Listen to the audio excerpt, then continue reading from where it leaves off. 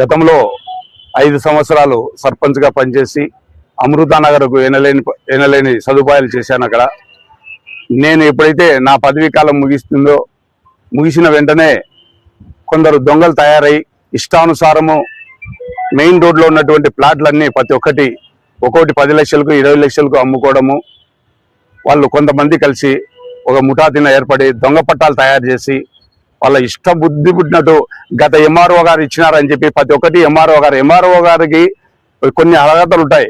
కానీ దొంగ పట్టాలను పట్టాలుగా ఇవ్వడము ఏ ఎంఆర్ఓకు చెల్లదు. అది ఇప్పుడు ఇచ్చినటువంటి మేము ఎంఆర్ఓ గారికి ఒక అర్జీ ఇచ్చాము, అర్జీలో పట్టాలు ఇచ్చాము. పట్టా అది దొంగ పట్ట, 100% దొంగ పట్ట. గతంలో ఏం చేస్తారంటే వీళ్ళు ఈ దొంగలు ఎంఆర్ఓ ఆఫీసులో ఒక రికార్డు తీసుకుంటారు. ఆ రికార్డులో ఎవరి పేర్లు ఉన్నాయో ఆ పేర్లు తయారు చేసుకుంటారు. అది తీసుకొని ఒకటి స్పందనకి ఇచ్చేది, ఇది వీళ్ళదే అనిపించుకొని ఇక్కడ ఉన్నటువంటి వారి కొందరు అధికారులతో కుమ్ముక్కై వాళ్ళ బుద్ధి పుట్టినట్టు చేయడము.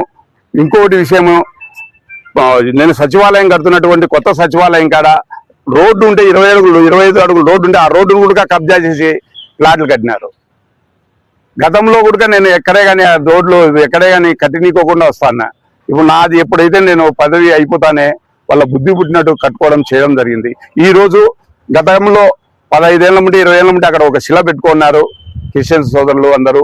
వాళ్ళని కూడా చేసి ఈ మధ్య కాలంలో ఇట్లా తగరాలు వస్తుందని చెప్పి పంచాయతీ ద్వారా ఒక బోర్డు తెసాం. ఇది ఏదైనా కానీ మాకు తెలియని ఏం చేయకూడదు అని చెప్పి పంచాయతీ ఒక బోర్డు పెట్టినాం. ఆ బోర్డును కూడా తీసేసి ఇప్పుడు ఆ దొంగ పట్టాలు తయారు చేసి దొంగ పట్టాలు చేసి ఈరోజు పని చేయడం అనేది చాలా బాధాకరంగా ఉంది. అక్కడ ఇంకో విషయం, ఎవరైతే అక్కడ పని చేస్తున్నారో నిన్నగాక మొన్న పార్టీలకు వైఎస్ఆర్సీపీకి సంబంధించినటువంటి వారు ఒక్కరు అక్కడ పని చేస్తున్నారు. ఎవరే కానీ అక్కడ తెలుగుదేశంకు సంబంధించినటువంటి వాళ్ళు ఎవరు లేరని నేను అనుకుంటున్నాను. చాలా ఘోరం. ఇప్పుడు ఎంఆర్ఓ గారు మంచివారు వచ్చారు, వారు అన్ని వెరిఫికేషన్ చేసి ఈ పట్టాను తయారు చేసిన వాడు ఎవడు, పట్టా 2010లో ఇస్తే ఆ ప్రింట్అవుట్ ఉండదు, ఏదది ప్రింట్అవుట్ ఉన్నది అనమాట. దీన్ని ప్రింట్అవుట్ చేస్తారు, ఇది పలానా ప్రింటింగ్ ప్రెస్ లో తయారైంది అని చెప్పి అది 10 రూపాయలు 20 రూపాయలు అవుతుంది. అది దాని కూడా మోసపూరితంగా చేసి చాలా బాధాకరంగా ఉంది. ఈ ప్రజలారా, అమృతానగర్ ప్రజలారా, మీరు జాగ్రత్త పడకపోతే మీ ఇండ్లు కూడా స్వాధీనం చేసుకుంటారు.